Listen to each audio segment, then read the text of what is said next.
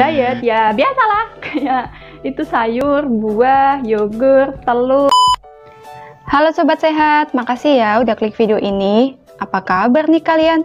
Masih gendut atau udah kurusan? Coba komen di bawah. Nah, di video kali ini aku mau bahas 5 kesalahan diet yang paling sering dilakuin sama pemula. Padahal udah makan sedikit banget, udah hitung-hitung kalori, udah olahraga terus-terusan. Hati-hati loh, ntar encok. Pas ngacak kok badan segitu-segitu aja, ukur lingkar pinggang juga nggak nyusut, perut juga masih buncit.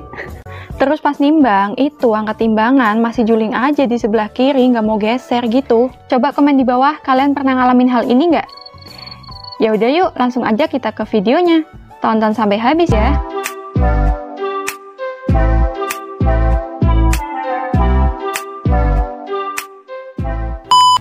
Yang pertama yaitu salah menghitung kalori.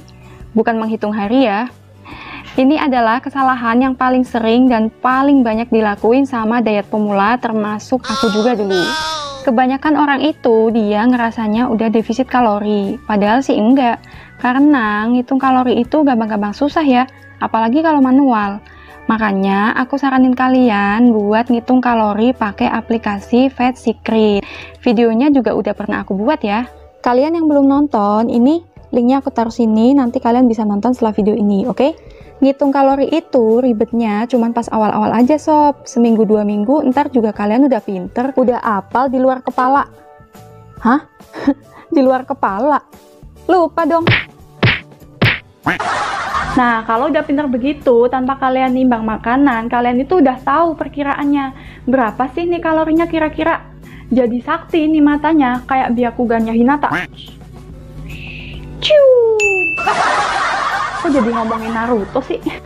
Jadi, kira-kira kenapa ya? Kok bisa salah hitung kalori sih? Kalau pengalaman aku dulu, karena masih sering comot-comot makanan, comot cemilan gitu. Apalagi kalau makan suka pakai gorengan atau pakai kerupuk.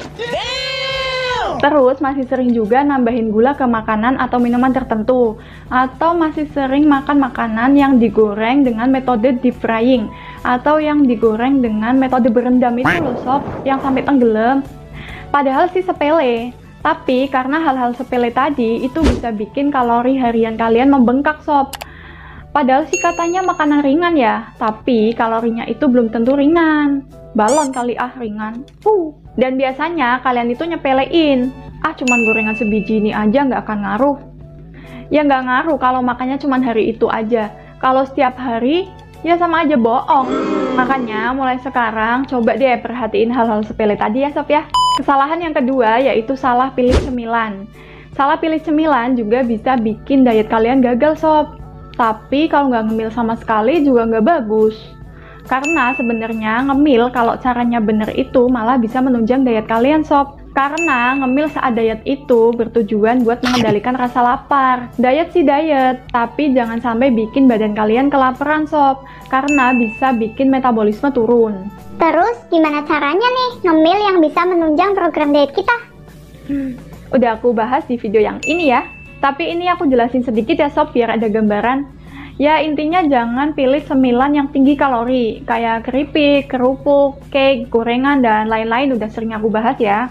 Karena cemilan yang aku sebutin tadi itu tinggi gula, tinggi garam, tinggi lemak yang dihasilkan selama pemprosesannya.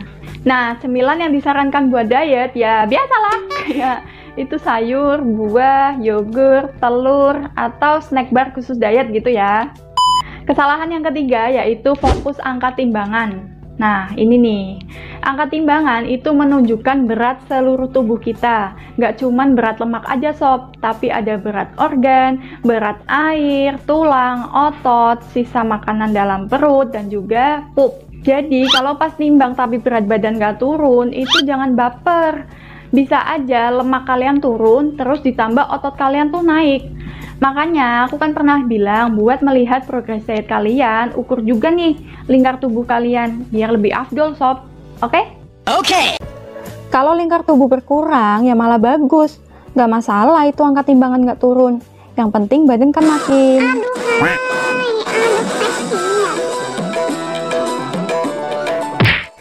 Jadi mulai sekarang jangan fokus angka timbangan aja ya sob ya.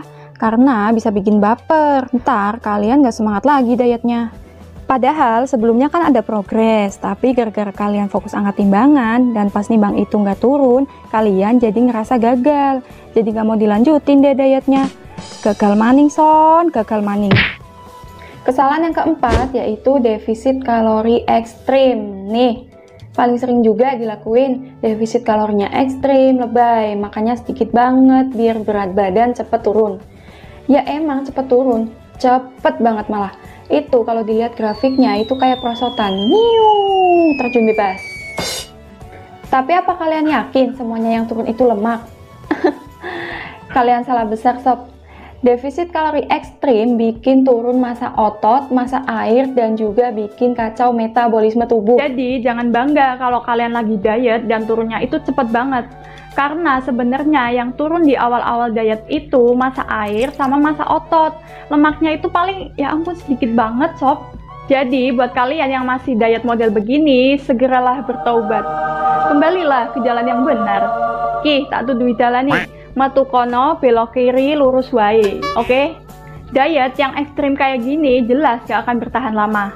Karena makannya terlalu sedikit di bawah BMR. Bikin kelaparan, nyiksa badan. Jadi sampai kapan kalian kuat diet kayak gini?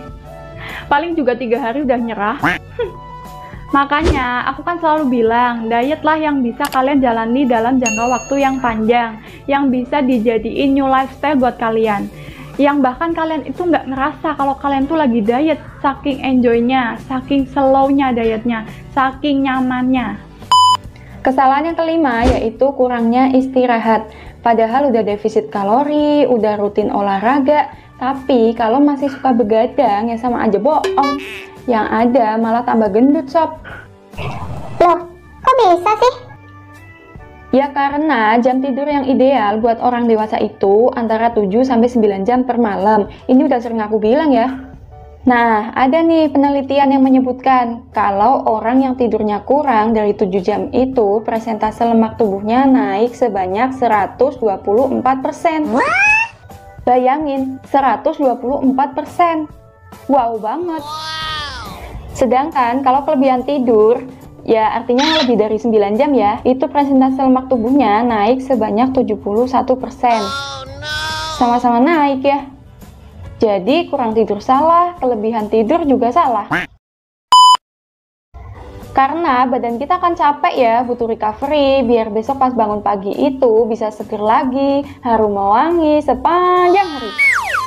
Ya intinya, kelebihan atau kurang tidur sama-sama berpotensi menaikkan massa lemak dalam tubuh kita, yang akhirnya bisa menghambat penurunan berat badan kalian sob. Di videoku yang selanjutnya akan aku bahas lebih detail lagi ya sob, soal kualitas tidur berpengaruh sama berat badan kita. Jadi ditunggu ya, oke? Nah, sampai sini dulu ya video dari aku. Please komen di bawah kalau ada pembahasan aku yang kurang, boleh kalian tambahkan ya sob buat melengkapi. Jangan lupa buat like, share, dan subscribe channel ini. Nyalakan juga lonceng notifikasinya biar kalian gak ketinggalan video terbaru dari aku. Makasih udah nonton, see you on my next video. Bye-bye!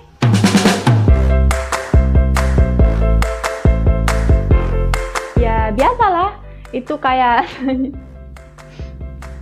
ya cemilan. Hai,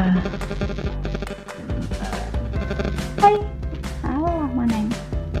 Jangan lupa buat like, share, komen, buat like, share, dan subscribe. Kualitas tidur